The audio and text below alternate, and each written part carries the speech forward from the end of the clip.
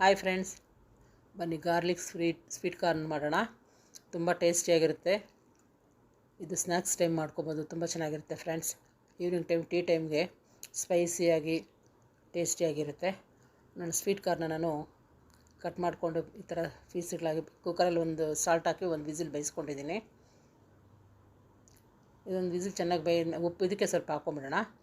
ನೋಡಿ, ಕುಕ್ಕರಲ್ಲಿ ಒಂದು ವಿಸಿಲ್ ಬೆಂದಿರೋ ಕಾರ್ನ ಸೈಡ್ ತೆಗೆದಿಟ್ಕೊಂಡು ಸ್ವಲ್ಪ ಎಣ್ಣೆ ಹಾಕಿ ಫ್ರೈ ಮಾಡ್ಕೊಳ್ತಾ ಇದ್ದೀನಿ. ಇದನ್ನೆಲ್ಲ ನೀರೆಲ್ಲ ಬಸ್ದಕ್ಕೆ ಇಟ್ಬಿಡಬೇಕು.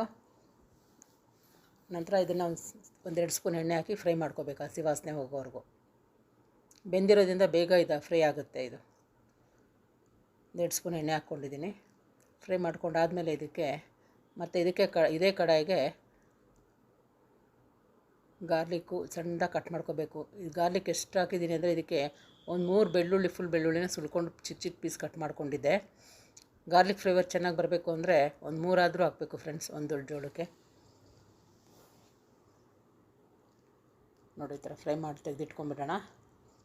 ಒಂದು ಸೈಡ್ ಫ್ರೈ ಆದರೆ ಸಾಕು ಎಣ್ಣೆಯಲ್ಲಿ, ತುಂಬ ಹೊತ್ತು ಬೇಡ. ಸುಮ್ಮನೆ ಎಣ್ಣೆಯಲ್ಲಿ ಫ್ರೈ ಆಗಿದ್ದರೆ ಮಸಾಲ ಚೆನ್ನಾಗಿ ಇಟ್ಕೊಳ್ಳುತ್ತೆ ಅಂತ ಅಷ್ಟೇ. ಡೈರೆಕ್ಟ್ ಒಂದೇ ಸಲ ಮಸಾಲೆಗೆ ಹಾಕಿದ್ರೆ ಚೆನ್ನಾಗಿರಲ್ಲ. ಅದರಿಂದ ಸ್ವಲ್ಪ ಫ್ರೈ ಮಾಡ್ಕೊಳ್ತಾ ಇದ್ದೀನಿ ಎಣ್ಣೆಯಲ್ಲಿ. ಫ್ರೈ ಮಾಡಿದ್ರೆ ಸೈಡ್ ತೆಗೆದಿಟ್ಕೊಳ್ಳೋಣ.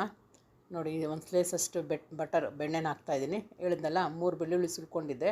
ಅದೇ ಥರ ಚಿಕ್ಕ ಚಿಕ್ಕ ಪೀಸ್ ಮಾಡ್ಕೊಂಡು ಗಾರ್ಲಿಕ್ನ ಬೆಣ್ಣೆ ಜೊತೆ ಹಾಕ್ಕೊಂಬಿಡೋಣ. ಬಟರ್ ಜೊತೆ. ಬಟರ್ ಕರಗಿದೆ. ಈಗ ಗಾರ್ಲಿಕ್ ಹಾಕ್ಕೊಳ್ತಾ ಇದ್ದೀನಿ. ಬೆಳ್ಳುಳ್ಳಿ ಬ್ರೌನ್ ಕಲರಾಗಿ ಫ್ರೈ ಆಗಲಿ.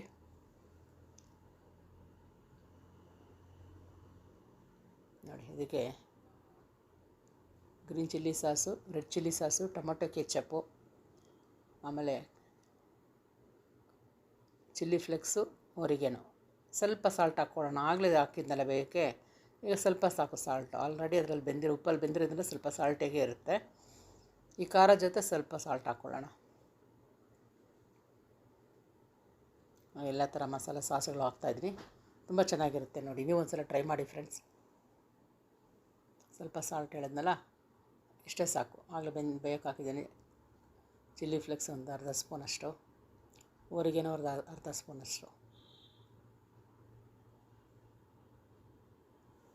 ಈಗ ಮೊದಲೇ ಫ್ರೈ ಮಾಡಿ ಇಟ್ಕೊಂಡಿದ್ವಲ್ಲ ಕಾರ್ನು, ಅದನ್ನು ಹಾಕಿ ಚೆನ್ನಾಗಿ ಫ್ರೈ ಮಾಡಿ ಸ್ವಲ್ಪ ಕೊತ್ತಂಬರಿ ಸೊಪ್ಪು ಹಾಕಿ ಗಾರ್ನಿಷ್ಗೆ ತುಂಬ ಚೆನ್ನಾಗಿರುತ್ತೆ ಫ್ರೆಂಡ್ಸ್.